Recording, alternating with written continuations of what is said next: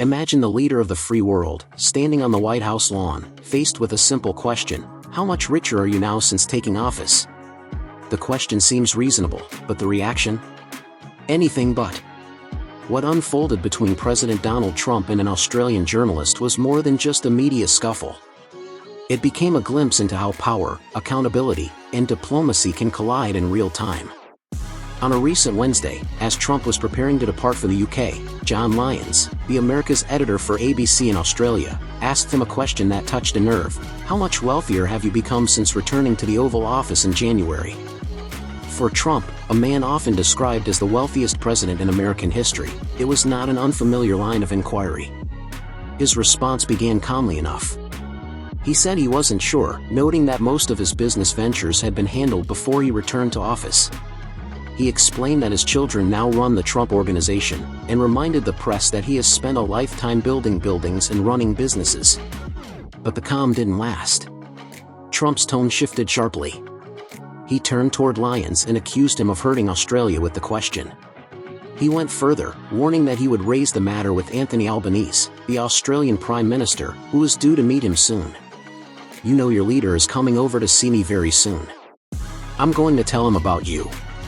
"You set a very bad tone," Trump said. When Lyons pressed again, Trump raised his finger to his lips and cut him off with a firm, "Quiet." In just a few moments, what started as a question about wealth turned into a diplomatic flashpoint, caught on camera for the world to see. The timing could not have been worse.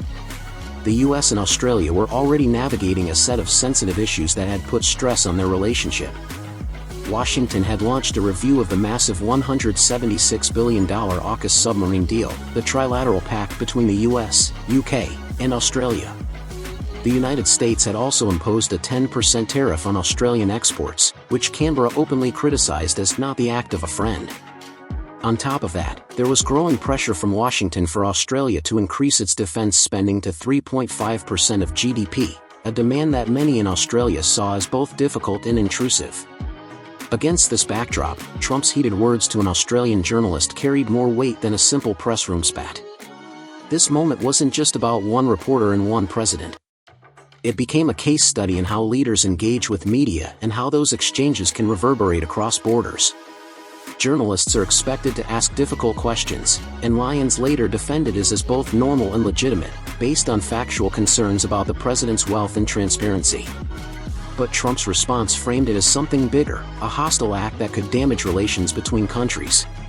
By invoking Prime Minister Albanese's upcoming visit, Trump turned a personal question into a matter of state.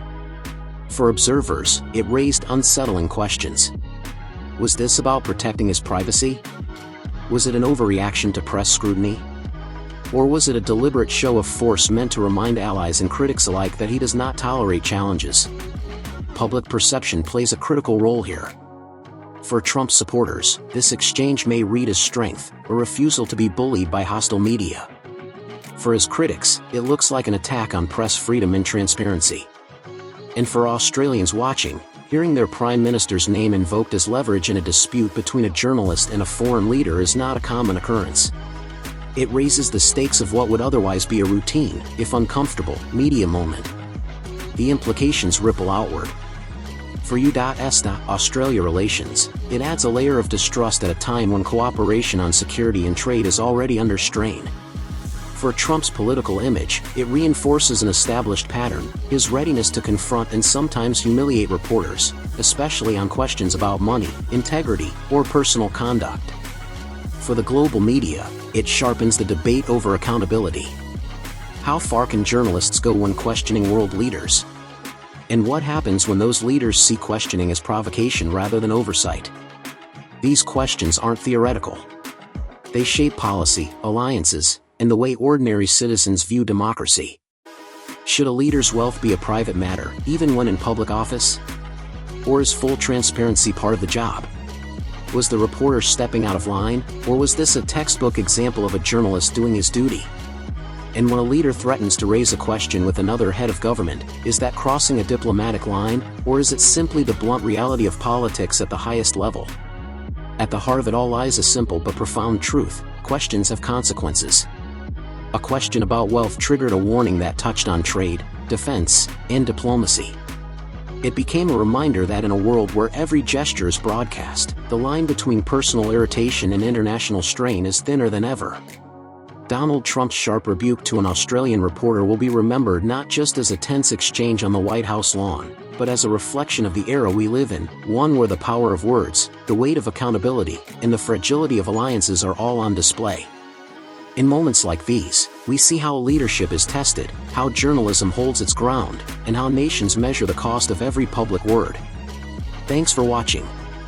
If you found this breakdown insightful, make sure to like, subscribe, and share your thoughts in the comments.